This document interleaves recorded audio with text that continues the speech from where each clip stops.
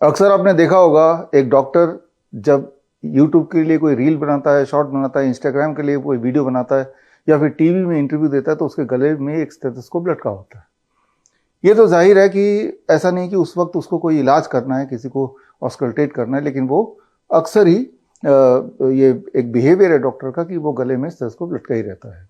तो सवाल है कि क्या कारण है कि एक स्टेथोस्कोप को गले में लटकाना एक ऐसे समय पे जब उसकी आवश्यकता है ही नहीं, या फिर जब भी आप कभी किसी डॉक्टर से मिलने जाते हैं, कंसल्टेंसी के लिए जाते हैं, सबसे पहले आपको स्टेथोस्कोप का ही सामना करना पड़ता है। तो स्टेथोस्कोप से जब डॉक्टर आपकी दिल की धड़कन को सुनता है तो वो क्या सुन रहा है, वो क्या पहचान रहा है और उससे कैसे निष्कर्ष पे आ रहा है कि आपको क्या बीमारी है। या फिर एक तीसरा सवाल ये भी हो सकता है कि जो भी वो निष्कर्ष पे आता है, उस स्टेथोस्कोप के आधार पे जो भी कुछ उसने सुना, वो निष्कर्ष, वो कंक्लूजन कितना एक्यूरेट है भी कि नहीं। इस तरह के बहुत सारे ऐसे सवाल हैं जिसके जवाब आपको जानने चाहिए, क्योंकि at the end of the day आप ही के ऊपर वो स्टेथोस्कोप यूज किया जाता है। जरा सोच के देखिए, आपके घर में थर्मोमीटर है, ग्लूकोमीटर है, बीपी मॉनिटर है। ये छोटे छोटे यंत्र है जो अक्सर लोगों के घर पे होते हैं और हम सबको अच्छी तरह से पता है इसको कैसे यूज करना है। होते ही बड़े सस्ते हैं, ऑक्सीमीटर फॉर एग्जाम्पल। लेकिन स्टेथोस्कोप जो कि 300 रुपए से लेके 1000, 2000, 3000 रुपए तक के अंदर आ जाता है, जिसका उपयोग एक doctor as a first line of diagnosis use करता है, लेकिन उसके अंदर की जो एक मिस्ट्री है वो एक आम आदमी को बिल्कुल नहीं पता है।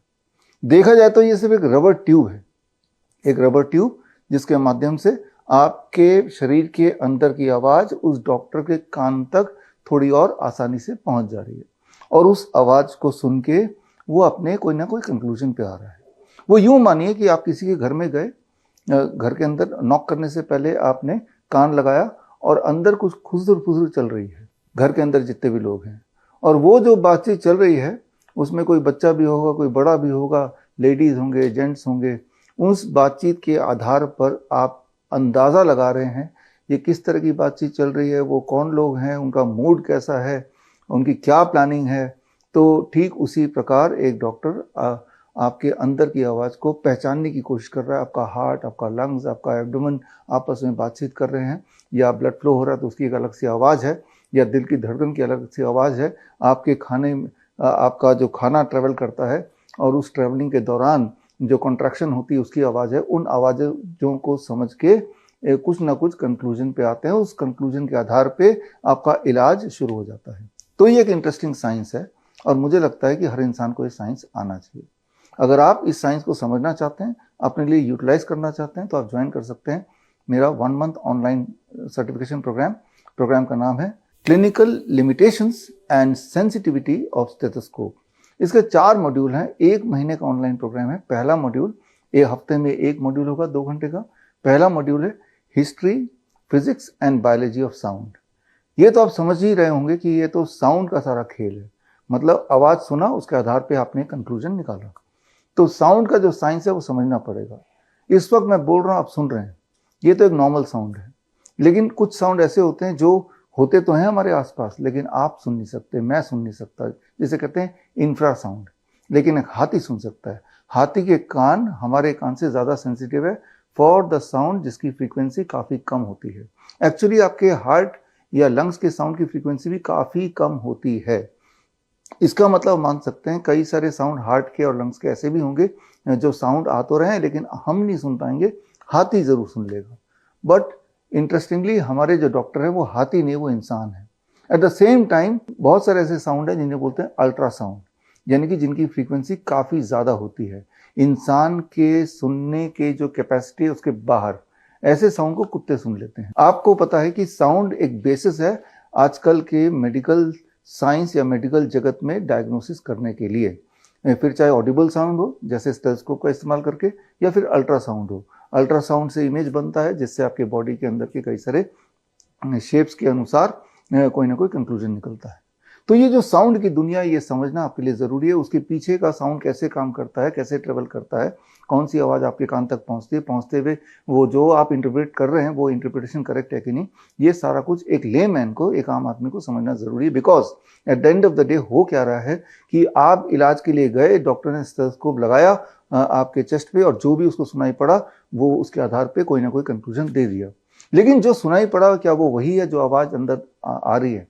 तो ये गैप समझना ज़रूरी है, जो कि हम फर्स्ट मॉड्यूल में सीखेंगे। सेकेंड मॉड्यूल यानी कि सेकेंड वीक हम सीखेंगे the anatomy of heart, lungs and abdomen. आप में से वो लोग जो लाइफ कोच हैं, आप में से वो लोग जो योगा एक्सपर्ट्स हैं, नेचुरोपैथी एक्सपर्ट्स हैं, या एक्यूप्रेशर एक्यूपेंचर में प्रैक्टिशनर हैं, तो आप ऑलरेडी पेशेंट से बातचीत करते हैं, ऑलरेडी आप हेल्थ फील्ड में हैं। तो ऐसे में अगर आपको एनाटॉमी ठीक से पता हो तो बहुत सारा काम आपके लिए आसान हो जाएगा और बहुत इंटरेस्टिंग भी हो जाएगा। तो ये सेकंड मॉड्यूल में सीखेंगे। थर्ड मॉड्यूल है auscultation of heart, lungs and abdomen, यानी कि कौन सी जगह पे स्टेथोस्कोप का आप चेस्ट पीस रखें तो कौन सा वाला साउंड आएगा, उस साउंड का क्या मायने है कन्वेंशनल तरीके से, जो मायने आम डॉक्टर्स एज्यूम करते हैं, लेकिन वो कौन सा वो मायने जो है वो क्या है, ये हम सीखेंगे थर्ड मॉड्यूल में। कि अलग अलग जगह पे जब आप स्टेथोस्कोप को लगाएंगे उसके चेस्ट पीस को, तो किस तरह की आवाज़ आप एक्सपेक्ट कर सकते हैं, और उस आवाज़ का कन्वेंशनल दुनिया में क्या इंटरप्रिटेशन है, ये हम आसान भाषा में सीखेंगे थर्ड मॉड्यूल में। और फोर्थ मॉड्यूल जो कि बड़ा इंपॉर्टेंट है, that is clinical limitations and sensitivity of stethoscope. ये जो फोर्थ मॉड्यूल है इसमें हम सीखेंगे कि जो हमें सुनाई दे रहा है क्या वो सच है या नहीं है। जो डॉक्टर को सुनाई दिया था बचपन से लेकर अभी तक, जब भी आप डॉक्टर के पास गए और उसके बेसिस पे दवाइयाँ भी लिख दी, आपका इलाज भी हो गया, आप ठीक भी हुए, तो क्या वो एक तुक्का था या फिर वो एक एप्रोप्रिएट डायग्नोस्टिक टूल की तरह एक बहुत ही प्रिसीजन का डायग्नोसिस था? ये सारा कुछ बहुत इंटरेस्टिंग है, आपके लिए जानना ज़रूरी है। That's what we are going to learn in this practical 4 weeks, यानी कि 1 मंथ ऑनलाइन ट्रेनिंग प्रोग्राम। ये ट्रेनिंग प्रोग्राम जस्ट अभी स्टार्ट हो चुका है। इस करंट बैच में आप अभी चाहे तो जुड़ सकते हैं। जुड़ने के लिए आप स्क्रीन पे दिए गए link www.vishwaroop.com/ that is CLASS class, यानी कि clinical limitations and sensitivity of stethoscope, इसमें जाके आप अपने आप को रजिस्टर कर सकते हैं।